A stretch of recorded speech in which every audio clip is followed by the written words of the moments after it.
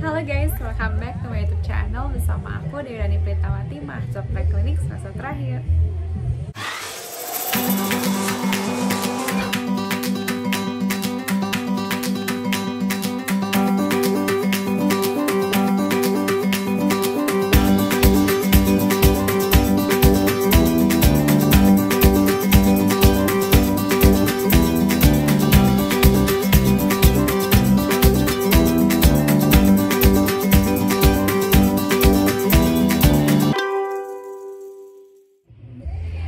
Nah, sekarang kan udah masuk nuansa liburan gitu ya, dimana orang-orang udah pada pergi-pergi nih ke tempat-tempat liburan. Salah satunya Puncak nih, dimana orang-orang pergi untuk menikmati gimana suasananya adem, tempatnya yang nyaman, terus pemandangannya yang bagus banget gitu kan. Nah, tapi teman-teman menyadari nggak sih kalau misalnya kita pergi ke suatu tempat yang ternyata ketinggiannya itu lebih tinggi daripada rata-rata, kayak di puncak gini nih, ternyata tubuh kita tuh melakukan sebuah adaptasi fisiologis loh.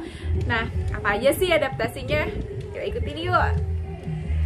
Nah, adaptasi yang berlangsung ini pastinya berbeda adaptasi yang dialamin sama orang-orang penduduk asli yang ada di puncak atau kita sebagai pendatang ke sini.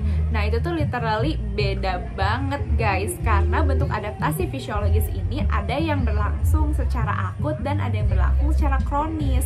Nah, kira-kira apa aja sih bentuk fisiologis sebagai respons tubuh kita menghadapi suatu kondisi yang berbeda di lingkungan kita? Nah, yang pertama, jadi di tubuh kita ini ada kandungan hemoglobin, yaitu suatu zat merah darah yang ada di dalam sel RBC kita nih, red blood cell, yang bertugas untuk mengikat oksigen.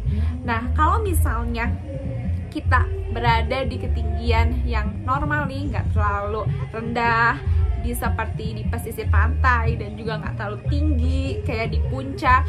Nah, kita itu jumlah Hb-nya memiliki jumlah normal yang rata-rata. Nah, ketika kita naik nih untuk tinggal di daerah dengan ketinggian yang lebih tinggi kayak di puncak kayak gini, nah ini tuh tubuh kita akan beradaptasi dengan keadaan dimana udara di ketinggian yang lebih tinggi ini akan lebih tipis daripada udara yang dekat sea level atau di pesisir pantai. Maka dari itu, orang-orang yang tinggal di puncak ini akan memiliki jumlah Hb yang lebih banyak, yaitu zat merah darahnya itu loh guys. Nah, contohnya nih, kenapa orang-orang puncak pipinya pada merah-merah, kulitnya merah-merah?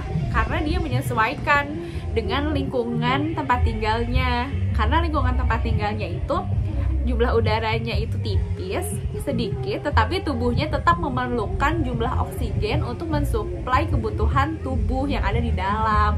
Nah, dengan cara ini tubuh ini berkompensasi dengan meningkatkan jumlah hemoglobin dalam darah agar dapat mengikat oksigen dengan lebih banyak. Nah, untuk memenuhi hemoglobin yang lebih banyak di dalam tubuh, maka tubuh ini kan harus memproduksi sel darah dengan lebih masif kan, lebih banyak. Nah, maka dari itu tubuh pun melakukan adaptasi untuk organ-organ yang lainnya. Nah, ketika tubuh kita merespons butuh banyak dari hemoglobin, maka akan lebih banyak bone marrow yang aktif untuk memproduksi sel darah merah, yaitu melalui proses hematopoiesis. Nah, nanti dari proses hematopoiesis ini akan dihasilkan sel darah merah yang lebih banyak untuk menyesuaikan dengan lingkungannya. Setelah sel darah merah ini terbentuk, nanti dia akan masuk ke sirkulasi peredaran darah yang ada di tubuh. Ketika udah masuk, maka seluruh reseptor yang ada di pembuluh darah, di organ-organ tubuh yang vital maupun organ-organ tubuh yang ada di perifer ini akan merespons sebagai peningkatan volume. Nah, karena adanya peningkatan volume, maka tubuh pun harus melakukan kompensasi yang lainnya lagi. Nah, kompensasi yang pertama ini dilakukan oleh jantung guys. Nah, dimana karena jantung ini menyadari adanya volume darah yang masuk lebih banyak, maka jantung ini akan melakukan usaha yang lebih besar untuk menampung dan juga untuk memompa darah. Ketika jantung menampung darah ini pada fase diastolik, maka akan tertampung lebih banyak darah. Lalu ketika dikeluarkan pada fase sistolik akan memompa lebih banyak darah juga. Tujuannya agar memenuhi kebutuhan organ-organ yang ada di perifer kita. Dengan cara ini maka nanti akan terjadi perubahan nih pada vital signs atau tanda-tanda vital di tubuh kita. Misalnya ada peningkatan heart rate atau detak jantung. Karena jantung kita harus bekerja lebih banyak. Nah, dia itu cara bekerjanya dengan melakukan pompaan yang lebih banyak daripada normalnya. Nah, normalnya itu pada manusia dengan heart rate-nya nilai normalnya 60 sampai 100. Nah, tapi kalau misalnya seseorang sedang melakukan adaptasi terhadap lingkungannya, ini bisa melebihi dari 100.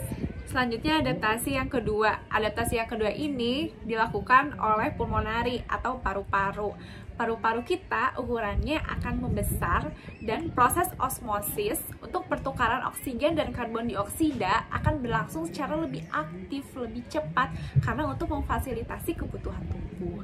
Nah, pada orang-orang yang belum mampu untuk beradaptasi dengan keadaan yang tinggi seperti di puncak ini, maka mungkin sekali nih tubuhnya ini akan mengalami hipoksia atau kekurangan oksigen.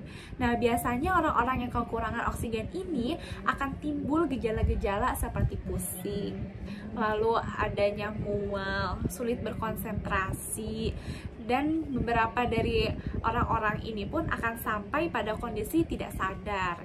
Kondisi tidak sadar ini karena otak kita tidak mendapatkan cukup suplai oksigen, sehingga akhirnya bisa merasakan pusing dan juga sampai tidak sadar.